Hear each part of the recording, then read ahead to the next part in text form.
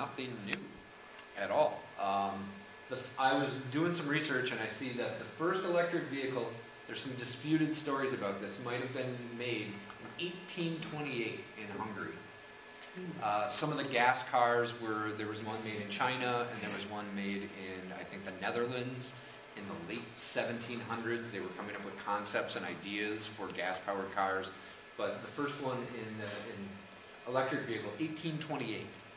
So, and then turn of the century in the US, around the 1900s, electric vehicles were the most popular vehicles on the road. There weren't really gasoline cars. It was the electric vehicle and the horse were pretty much the common modes of transportation. And electric vehicles were very popular at that time because they were quiet. So if you were quiet in an electric car, you come up behind someone in a carriage or on a horse, you wouldn't actually spook that horse, which could happen a lot from a gasoline-powered car. So they were very popular, used a lot. And in fact, the world speed record was set at 68 miles per hour in 1899 in an electric vehicle. 68 miles an hour, that's the speed limit on the highway now. So I thought that was fascinating. And I don't know if you guys were able to see Chris Payne's keynote at the Energy Fair, or the movie that's here. If you haven't had a chance, yeah, it certainly check it out. It's on YouTube as well. But he talks about the transformative technology and the way things changed just in New York City from the horse to the car, and what a giant change it was. And uses that as an example that we can do that again today. We have gasoline-powered cars. We can move to electric cars. I mean, it's just like a change from a horse to a car. But when people were riding horses and they heard about cars, they didn't think it was so great. It was whenever there's a new technology and something new, people are apprehensive and don't think it's going to work. So electric vehicle popularity waned in the 1920s. A lot of that had to do with road construction. So in the early 1900s, roads were, if they were paved, it was going to be in a city center. So an electric vehicle worked well in a city. You didn't go very far. You could do it on a charge and bring it back and charge it. And then in the 20s, we started to see better roads and people started living out a little bit further, and better roads allowed for gasoline cars to be competitive in cost. Longer commutes, mass-produced gasoline cars. Everyone knows about Henry Ford and his mass production line. That reduced the cost of gasoline cars down to about $500 to $1,000 is what they would cost in the 1920s, compared to $1,500 to $2,000 for an electric vehicle. So prices are a little different today, obviously, but that really kind of did it. And then also, two big things that were a problem with gas cars were the crank starts. So you had to go out and you had to actually crank the car to start it, and then you had to shift gears, and they were not easy to shift gears on a manual transmission car. With electric cars, you didn't need to do that, but the electric starter was invented for the gasoline power car, and then you didn't have to go out and crank it, and so people were less apt to see the advantages to the electric cars. So that one, that picture right there is a 1915 Detroit Electric, is what it was called. Yeah. So electric vehicles were essentially non-existent from the 1930s to the 1970s. The gasoline-powered car took over like nobody's business. I mean, it was a true monopoly. There's not anything that quite can capture the imagination or the spirit of, it seems like, Americans and their quest for continuing westward expansion, if you were, manifest destiny, but things like that moving out than the car. So from the 30s to the 70s, there really weren't any. There was a little bit here, a little bit there, one or two, but really not very much. But in the 70s, oil embargo came around. There were gas lines, and oil became a lot more expensive. And environmental awareness as well. First Earth Day, people started to realize some of the negative effects of pollution from manufacturing and from driving vehicles. So there was a second wave of them. And that car right there is a 1980, it's like 1980 or 81 electric vehicle. It's a friend of mine actually owns it. He's from Menominee, and he brings it to the Energy Fair, and he drives it to work. There and back, he lives in, like I said, he lives in Menominee, and he only lives 15 miles round trip, so works perfectly for him. And I think it looks like someone just kind of chopped off a gremlin. But that's part of the issue that people have had with electric cars for a long time, is the styling of them. They don't look as cool as the gas-powered cars. I mean, that doesn't look as cool as a Camaro. You know, so that's something you would drive at night on a country road where nobody. Right. We just want to stand out. Yeah. If you truly want to be unique, and he certainly gets a crowd at the Energy Fair. He brings in, 20 people are just fascinated to take a look at that thing. It certainly catches your attention now. Back then it might not have caught the attention the way you wanted it, right? So in the 1990s, again after that short respite we had in the 70s with electric vehicles, in the 80s, electric vehicles, energy efficiency, renewable energy were not priorities in the U.S. and were in fact any sort of programs that were done, that were in place, were pretty much unfunded. Solar panels were literally ripped off the White House in the 1980s. And then in the 1990s, what's that? Reagan pulled them off. Yes. Jimmy Carter put them on, he ripped them off. Yep. Those panels still exist today. They're at Middlebury College in Vermont. And Is that right? Bill McKibben last year, I think it was shortly before the Energy Fair or shortly after, I don't remember, but right around that time, he and some students from Middlebury took one of those panels from the Carter White House and took it on a bus tour down to the White House today to get President Obama to put solar back on the White House. And they'd stop and have events and have people sign the panel and bring it. They got down there, the president wouldn't see him, his staff wouldn't see him. They eventually did get to meet with the staff somewhere off-site a couple weeks afterwards, and did get a promise that solar would go back on the White House by this spring. They said like 1 year, but we don't have it there yet. So it is a little bit of a disappointment. It's a pretty simple and easy step that could be done, but there's been a lot of bad press about renewable energy recently. There was the Solyndra bankruptcy, which is being framed in many circles as a failing of the solar loan program, solar loan guarantee, and renewable energy, saying it's not a business that can compete with any traditional energy sources. It's all a bunch of hooey, but it's getting a lot of bad press, and there's certain elements in our society that are not too in favor of it. So in the 1990s, poor air quality renews interest once again. And California really was the driver in this. In the 1990s, there was a study that in Los Angeles, 1 in 4 kids either had asthma or lesions on their lungs from poor air quality. That's crazy.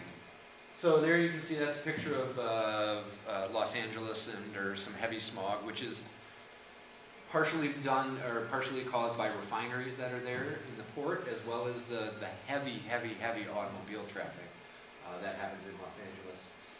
And then in the late 1990s, CARB, which is the California Air Resources Board, requires car manufacturers, if they want to sell cars in California, they need to sell at least one model of a zero emissions car. So all of the manufacturers come out with their zero emission vehicles. GM comes out with the EV1, which is the car right there. It's really kind of, if you've seen Who Killed the Electric Car, that movie, that's the story of the EV1 essentially, and how it came into fruition and how it was essentially killed, and names some of the culprits of who it might be. Toyota had a RAV4, Ford had a Ford Ranger electric, Nissan had a Connect, I believe it was called, So there were, all the major car companies had electric cars available because they wanted to sell cars in California, the largest market in the U.S. So, I won't get too far into it, but you can certainly get the story of the EV1 and electric cars in California in Who Killed the Electric Car, and I would highly recommend it. But essentially, the car companies started to fight back against the CARB board, and got a ruling stating that they didn't have to have these cars anymore. They didn't have to have zero emissions cars to be able to sell other cars. And it was also part of when the Bush administration came in the early 2000s, they came on board with the car companies to sue CARB. So there was certainly a concerted effort to get rid of that by car companies, oil companies, the government. The car companies claimed that there wasn't demand for them, but talking to the folks and listening to the folks that were selling them, they couldn't fulfill orders. They had giant waiting lists, and if there's one hallmark of a good consumer product is if you've got a waiting list for it, there's clearly demand then. So the story really goes really badly, and CARB also at the time got taken over by a gentleman who was in charge of the hydrogen fuel cell research center in the state of California. And as we know, in the early 2000s, everything kind of changed from talking about electric vehicles and hybrid vehicles. Hybrid vehicles was a big initiative that President Clinton had done in the late 1990s. Everything got shifted to be hydrogen fuel cells. But here we are 11 years later, and I don't see a hydrogen fuel cell vehicle for sale. In the movie, they talk about a hydrogen fuel cell model. Toyota brings their hydrogen fuel cell car, and they show it off. And the car actually cost $1.5 million to manufacture. And we're still at that point. Could fuel cells be a solution? Could they be part of the equation? Absolutely, but for the last 30 years, we've been hearing that fuel cells are 10 to 15 years away. So I don't know, it's an incredibly expensive technology, and we sunk a lot of money into it in the early 2000s, and we still don't have, there's no production vehicle available. So, that might have been a false hope that had been pushed forward to kind of take you away from take your eye off the ball. So electric vehicles are back. And why are they back? They're back for a multitude of reasons. As you can see, their gas prices. You can pay an arm, a leg, or your firstborn. That's the difference between the different octanes.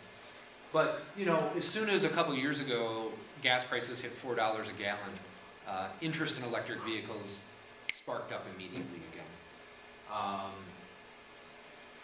And gas prices only continue to rise. So they become lower every now and again. Maybe OPEC is going to flood some more oil into the market so that it doesn't get too incredibly expensive that people really, really, really, really seriously start thinking about alternatives. But it's certainly gotten to the point where average Americans are having a harder time to be able to fit the amount of fuel that they need to buy to live the lifestyle they have into their budgets, and they're looking for alternatives. And electric vehicles to operate are much cheaper than a traditional gas electric car. If you were, and I wish I would have been able to find this graphic before the presentation, but I was looking at one about 2 weeks ago, 2-3 weeks ago, and it said about the life of a car, how much you would spend on gasoline versus electricity. The gasoline costs where you would pay, so it was basically saying that you pay a higher upfront cost for an electric vehicle than you would for like a Toyota Yaris or base model car.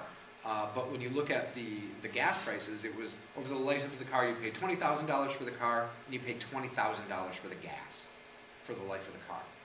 You buy an electric vehicle today, like a Chevy Volt, let's say, that's $40,000 roughly, about an $8,000 federal tax credit on that, bring you down to about $32,000.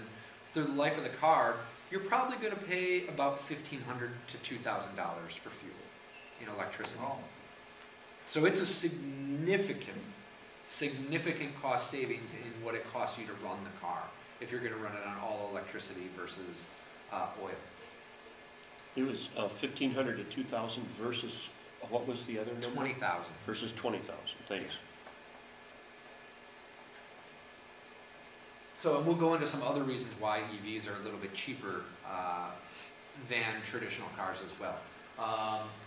Global warming effects, clearly, I mean, we're all here today because of the 350.org organization that Bill McKibben started, and the concern about 350 parts per million of carbon dioxide in our atmosphere, and what it's doing to our weather, and what it's doing to crops, and how it's affecting life here. So we clearly see those things, and I think we are seeing them a little bit more every day. It's accepted scientific evidence, you know, unless you live in Oklahoma. Mm-hmm. That in fact global warming does exist and is getting worse, and we're starting to really see some of those effects. So a lot of that pollution is going to be caused by us driving traditional gas-fueled cars, and what it takes to get the oil out of the ground and then refine that oil into usable gasoline. Consumer demand is increasing, like I mentioned. Nissan has over 20,000 reservations right now for their Leaf, and they're only opening it up to people in 16 states right now. So if you live in one of 16 states, which Wisconsin unfortunately is not one of, you can put in a reservation on a Leaf to purchase one. What's the closest state? Michigan and Illinois, they are available in. And that's kind of the way it is with the Volt right now too. So the Volt that was at the Energy Fair this year, that gentleman actually bought that car in Michigan. Yeah. And then drove it back to Wisconsin. You can't buy one in Wisconsin. And quite frankly, right now, there are probably less than a handful of Volts that are in the entire state. And Nissan's got a pretty neat business model on that. You got to put $1,000 down to put your reservation. So they've got some cash up front for production costs there if they've got over 20,000 reservations. And then the Chevy Volt was the 2010 Motor Trend Car of the Year.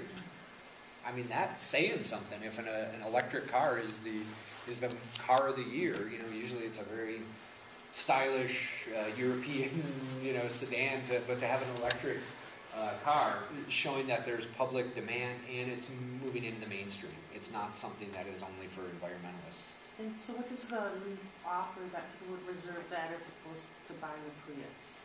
Sure. So we can talk about a little bit about the difference between the Leaf and the Prius. The Prius today is just a gasoline electric hybrid. So you put gas into your Prius now, and the motor or the regenerative braking charge a battery bank that you have in the car, and that allows it to run on all electric at very low speeds, or it does an assist when you're say you're on the highway and you want to accelerate, then the electric motor is going to assist the gas motor, causing the gas motor to use less fuel. So there's a really neat thing if you've ever ridden in a Prius or driven in a Prius. You can see they've got a consumption thing, and you can see where the engine turns on and charges the battery, or you can see the battery going into the engine. And that's a pretty neat technology, and kind of something that's almost subconscious, that you're like, oh, I want to use the battery and not the gas engine. So that's what the Prius is. The Nissan Leaf is all electric. It has no gas motor in it whatsoever. So it does not, it needs to charge from either your home or a business or a charging station, but it doesn't use any gas. It doesn't need any of the things that you do with a traditional gas engine. Oil changes, air filters, whatnot. The range is going to be more limited on a Nissan Leaf than it would be a Prius. Prius, you're essentially limited to how much you have in the gas tank. So the Prius that we have for MREA, we maybe get, you can go about 450, 500 miles on one tank of gas. A Nissan Leaf, you're probably going to go about 100 miles on a charge. And that's going to depend upon weather. So if it's colder, battery isn't going to last as long. That's just inherent. It's like your laptop. If you take your laptop outside and you try and turn it on, the battery will go down really quickly. And many of the electric vehicles have the same type of battery technology in them, which is a lithium-ion battery. Some of them have an older one, which is a nickel metal hydride battery, which is what is in a Prius today, or like a Honda Civic hybrid, or pretty much any sort of hybrid cars that are out there today have a nickel metal hydride. Many of the electric vehicles are coming up with the lithium ion, like the Tesla Roadster is all lithium ion batteries, and the new Tesla S is their new car. So the different, those are really the main differences. Is the fuel. One is gas, one is all electric. So the costs are going to be a lot different for operating. The range is different. Prius is going to go a lot further than a Voltage or a Leaf is on one charge. Leaf is a little bit smaller of a car. It doesn't have inherently you want to have it a little bit lighter when you're running on battery, so you don't use quite as much. What speed? You can go as fast as you want in those in the Leaf. Faster you go, quicker it's going to drain the battery. But you can totally go fast in. I don't know if it's in Who Killed the Electric Car. If it was another movie I saw, they do a off the line test between an EV1 and a Hummer, and the EV1 is like gone before the Hummer even gets started moving. They're just like, I mean, you push it and they go. They're the fastest cars in the world, absolutely.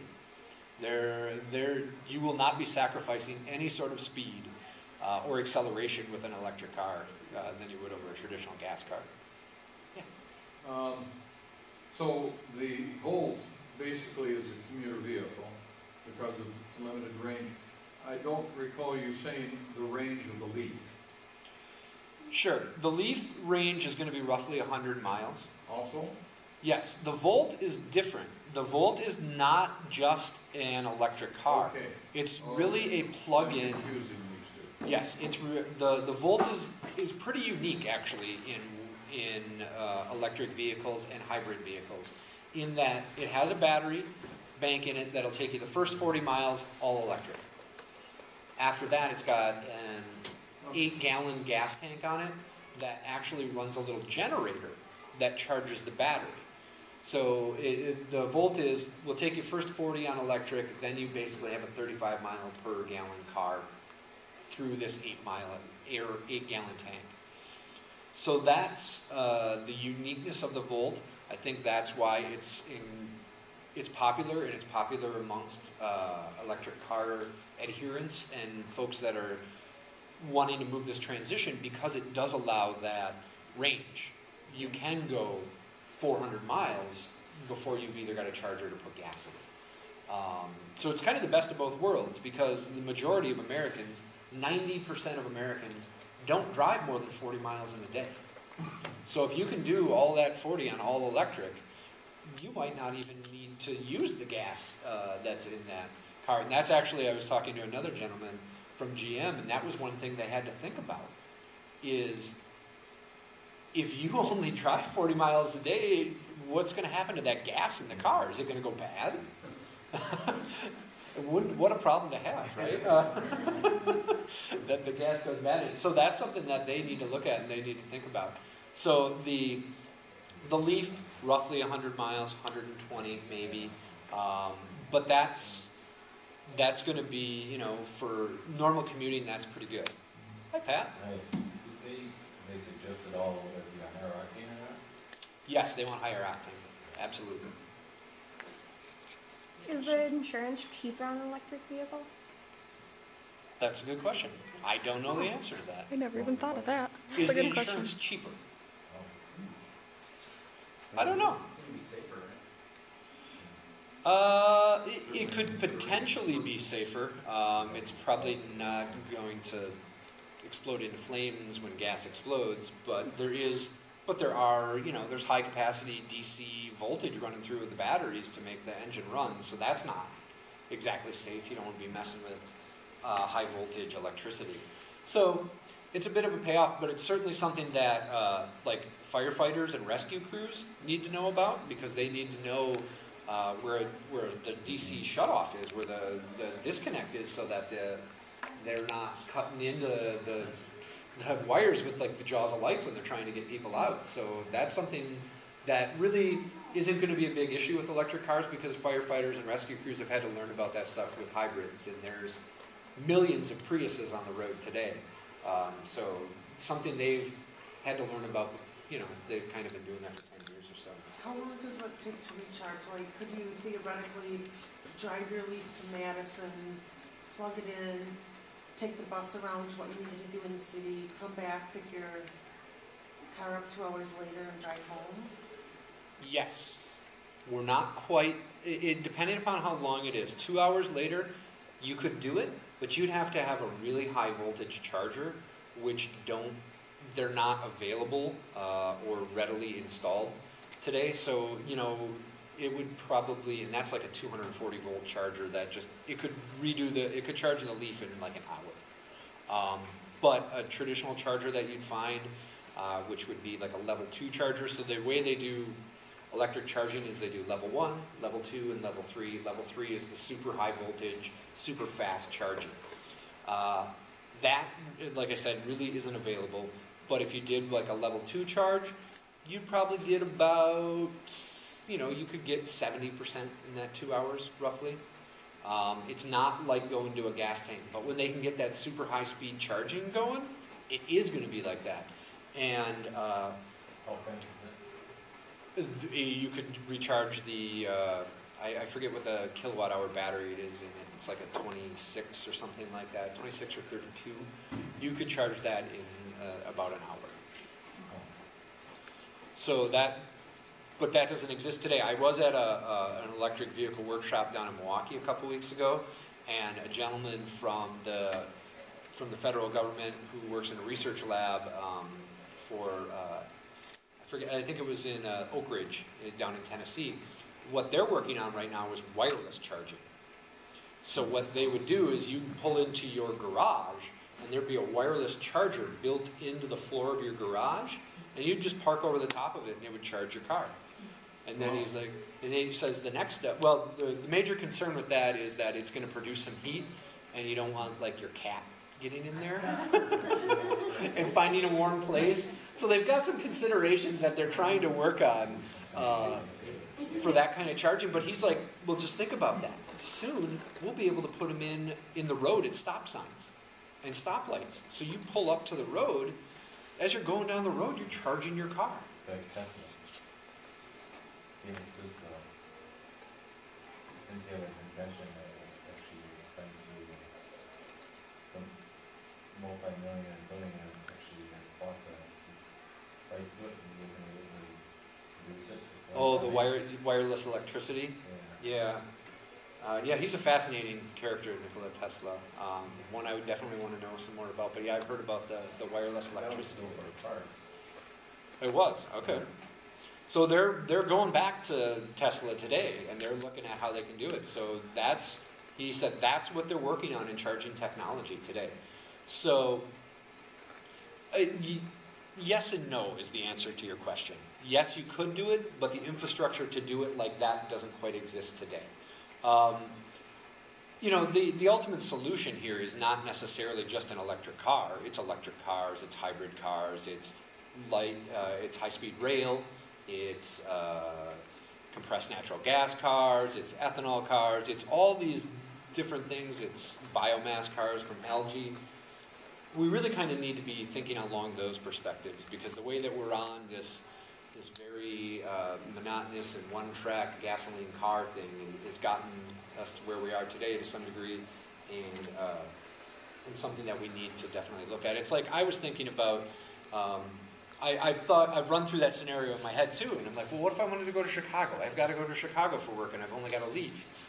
And my dream was, well, I could just drive the Leaf to Madison, and then I could have hopped the Amtrak from Madison to Milwaukee to Chicago, but that's not going to happen.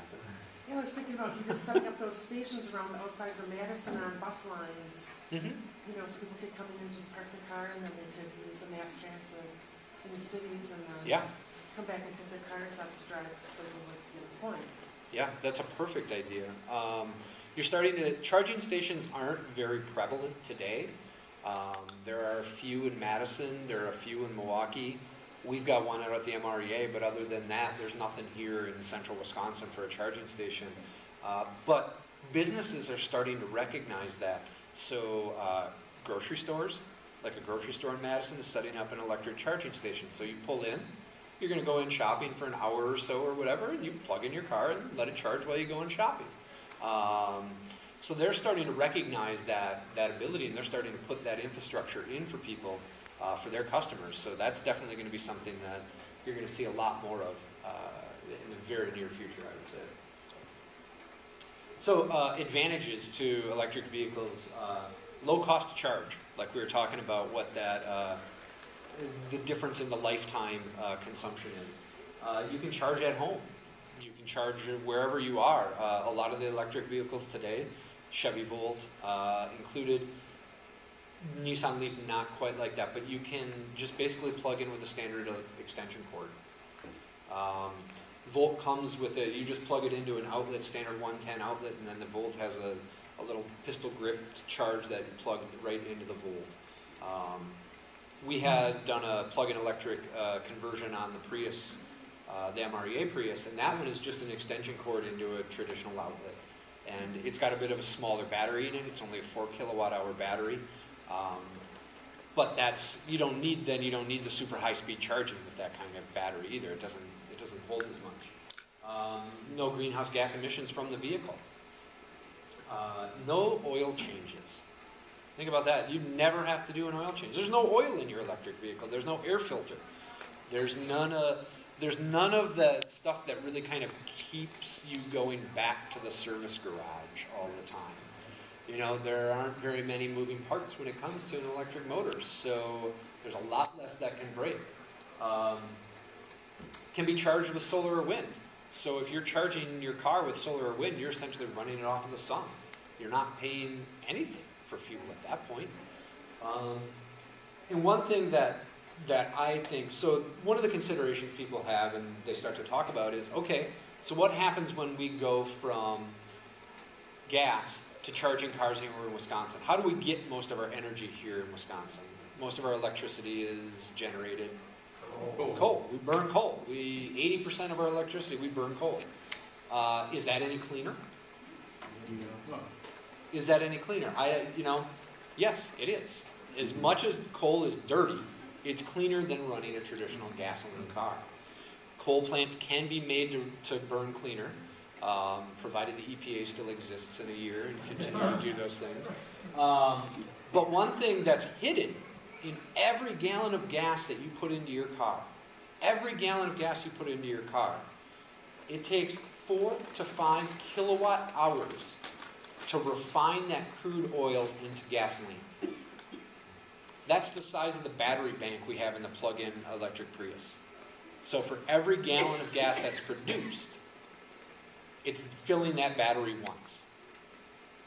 And that's just embedded in gasoline. So if we remove that, then, it's another thing where we kind of remove the amount of electricity even needed. Chris Payne tells a great story about growing up in California and looking out at the oil refineries that he had seen. And he said when he was growing up, he thought the power came out of the oil refineries because there were so many power lines going in. Yeah. So that's really definitely a hidden cost, and one of the major concerns people have is it any cleaner for me to go from gas to coal-generated electricity? Yeah, sure. One question, trying to compare apples to apples a little more, same plane, is how much energy you put into mining, like the nickel or the whatever mineral resources to build batteries? Like, are those calculated? Are the resources out there you can see how it converts? I don't know. I remember hearing once someone said you have to drive a Prius like 30,000 miles before you can get past the carbon footprint. For the nickel metal. That you purchased the vehicle for. So. For the nickel metal hydride. I don't know, and that's a good question, and I should look into that. Because that's when we're talking about life cycles and things like this, where we're talking about what electricity goes into it, that's a really good consideration. And battery technology is changing a little bit every day, and it's getting a little bit better, so they're able to put more energy into a battery. But it's a good question. I wish I knew the answer for it. But a consideration. But if they move on to lithium batteries, Mm-hmm. that's gonna depend on China. Sure. That's, The major resource for lithium, or yes. Yeah. they have a lot of research in that? Yeah, well, and a lot of considerations are going to be relying on China. I was at a wind conference last week in Iowa, and they're talking about so you need magnets to produce energy from wind, and China has almost all of the 90% of the rare earth minerals that they take to use these magnets in these big wind turbines. So that's a consideration, you know. So they had a whole session on availability of rare earth minerals from China. Pretty fascinating. So the concerns, range anxiety. So this is what, it's this psychological term, I guess, for worrying that you can't go far enough in an electric vehicle, that you're going to be limited, you're going to be tethered by how far you can go. But like we said, it's 90% of the folks only drive 40 miles in a day. But, you know, if you've got range anxiety, maybe you have an electric vehicle and that's your car you drive Monday through Friday, and if you're going to go on a trip to see grandma or to visit the kids or whatever, you've got a second car that's a gas car, or you just go and rent one from Enterprise or Avis or whoever. You don't necessarily have to have that gas car to use every day. So that's a way to get kind of over that. I saw that there's some, I think AAA, or there was a AAA, maybe it wasn't AAA, it was a green version of AAA in California is offering you like an option for a super quick power charge with these trucks. So if you run out of juice, say you run out of juice on your way, you can call this essentially AAA and say, hey, I'm out of electricity, and they'll come and charge you up, and then you can go. So it's definitely something that car companies and electric vehicle people are thinking about. And it's definitely cognizant in their minds, and it's something that they're working on, and there are ways around it. You can charge your car at home. You can't fill up your car with gas at home. So it's pretty nice to unplug your car in the morning, drive to work. If you're lucky enough, where you work might have a place for you to charge it too. I'll go to another story quickly there. And then you drive home and you plug it in and you charge it overnight when you're not using it, and it's fully charged and you're ready to go in the next morning. But one thing to look for in the future that I think is going to definitely happen when electric vehicles become more prevalent is you're going to have charging stations at work, and what's going to happen is you're going to bring your car in, you're going to plug it in, and you're going to be part of their grid. Because you've got all that stored energy. Imagine if you're at a place where there's 1,000 employees that come and park their cars, and they're all electric cars, and they've got 20 kilowatt batteries. Imagine how much electricity and storage and energy is just sitting in those things. So I wouldn't be surprised if there's some sort of smart grid technology that's going to allow the company or whomever to take that out of the battery and put it into a peak load situation, or a peak demand situation, I should say, when they really need energy during the day. You can probably do that at your home right now if you wanted to. You could create your own little grid with your storage being your car. That'll happen a little bit more in the future as well, because if you've got all that energy there, what are you going to do with it? So cost, they are going to be a little bit more expensive up front to buy an electric vehicle than a traditional gasoline-powered car or even a hybrid.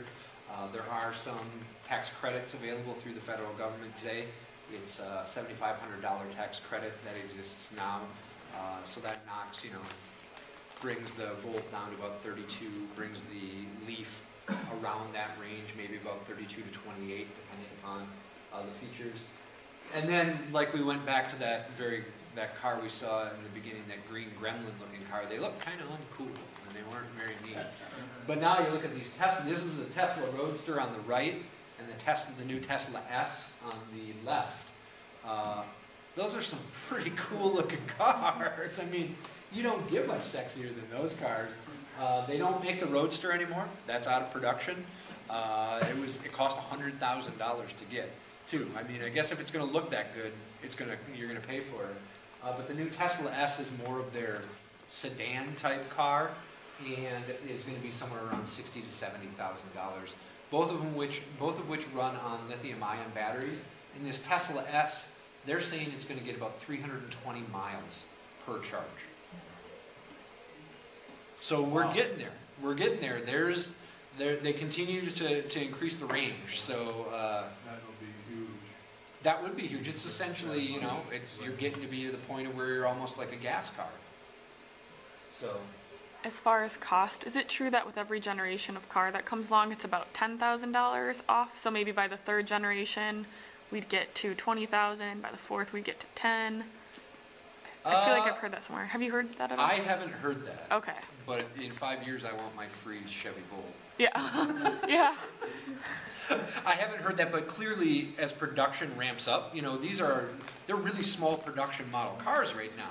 So if they can start mass producing them a little bit more, and they produce a lot more of them, the cost is going to come down quite a bit, as well as with the battery technology is going to get better, and the costs come down as well. And that's something that the federal government is putting money into, is battery research. Johnson Controls down in Milwaukee has a battery research center where they're continually working on increasing capacity in batteries and reducing the costs. So that's something that is definitely happening by the day. So this is a plug-in hybrid electric vehicle that has both a gasoline engine and the electric engine. They plug in with an extension cord, like I said, like the Prius does, the MREA Prius, which is a picture here. It plugged in front of our solar electric car charging station that we have. You can do a conversion on your existing Prius today. So that is a 2007 Prius that we installed a 4 kilowatt hour battery bank into it, so we can now run that car on all electric for up to 20 miles if we're under 35 miles per hour. So I can take you out afterwards and show you in the car how that exactly works. But it's a pretty simple process. They're doing the conversions in Minneapolis and now in Madison. The Madison office wasn't open when I did this, so I took it to Minneapolis. It took them the day to put the battery bank in, and then they want to charge it overnight, let it get a full charge, and then they take it for a test drive in the morning, make sure everything's working, and then I was good to go. So, you know. So how early a Prius can you do that to? You got to have the Gen 2, not the Gen 1. That'd be 04 or later. The old Gen 1 was through 03. Yeah, yep. And they do it on Ford Escape hybrids as well. That's the other, they do it on Priuses and Ford Escapes because they allow that low speed, all electric running. So like I have a Honda Civic hybrid myself, but that doesn't allow me to ever drive on all electric. That is only an integrated motor assist system is what they call it. So I'm never driving on all electric. I wouldn't be able to do this type of conversion. And then like I said, the Volt is really a plug-in hybrid electric vehicle. It's called an electric vehicle because the majority of your miles are going to be driven on all electric. But it really is a plug-in electric. And I don't know, I was watching TV last night, and I watch TV on the computer on Hulu because I don't really have a real TV set, and we were watching Parks and Rec and The Office and everything.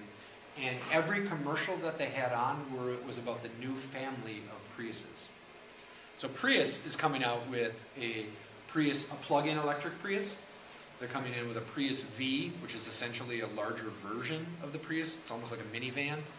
They're going to come up with a Prius Compact, which is a concept small compact car, and then the traditional Prius. So, and we were lucky enough to have one of the prototype plug-in Priuses at the Energy Fair this year. But it'll work on the same principle as the one that we did a conversion on today. Availability, they're available today, hard to find, but they're going to become more available. 30 models are going to be available from manufacturers, both the major car companies and startups in the next 3 years. And then you could do it yourself. I know a guy who took his Geo Metro and pulled the engine out, put in an electric motor and batteries, and he's got his own electric car. He goes 40 miles on it, drives it around where he lives. He lives down in Oconomowoc. But I asked him, well, how did you do it? How did you figure out how to do it? And his number one answer is, I had a library card. He just went to the library and looked up books and figured out how to do it himself. And now there's a whole group of these people that do it themselves. And they all get together and they talk about how they converted their cars. That's cool. There's a guy in Revenge of the Electric Car. His name is Gadget, is his nickname. But he's taken all these old roadsters, like he was working on a Porsche Roadster, and turned them into electric vehicles. You can absolutely do it. It's a little beyond me, but if you've really got a library card and some time and some friends with some tools, or some tools yourself, you can do it yourself. And then some resources. Plug-in America is really kind of the nonprofit that is focusing on plug-in vehicles. There's electricauto.org, plugincars.com, and then our website if you're interested in renewable energy. And one I didn't put up there that I should have is Rego. Rego Electric, and those are the folks that did the conversion on our Prius, and they're doing conversions every day. R-E-G-O. Rego. Yeah. Good. Well, I'm done. Okay, great. I just was going to ask for any questions, and then we can pop out and take a look at the Prius real quick.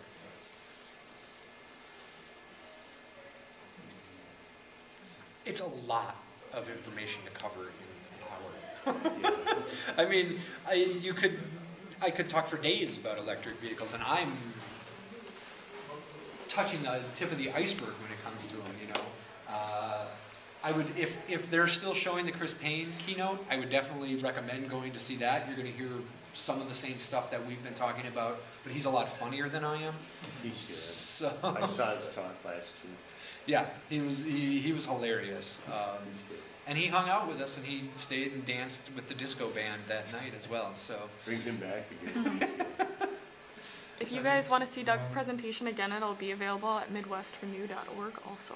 So, yeah, we'll have it up there all right. and all that information as well. So if you guys want to, and I can certainly answer questions while we're looking at the Prius too.